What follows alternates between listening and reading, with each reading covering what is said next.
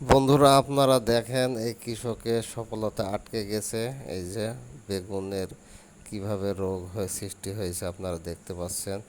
এই বেগুনে রোগের কারণে ওষুধ প্রয়োগ করতে হবে, তাহলে ইনশাল্লাহ সেরে যাবে। ওষুধ প্রয়োগ করলে কৃষকের সফলতা পেতে হলে কৃষিকাজের ওপর অনেক দক্ষ হতে হয়।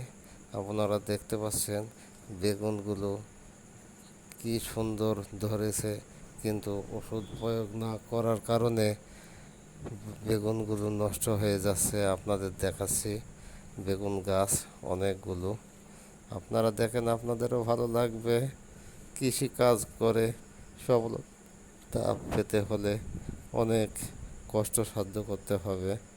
তাই কষ্টসাধ্য না করালে কৃষিকাজের দক্ষতা পাওয়া যাবে না। তাই দক্ষ হতে হলে কৃষিকাজের ওপর নির্ভরশীল এবং অ্যাক্টিভ থাকতে হবে। আপনারা দেখতে পাচ্ছেন।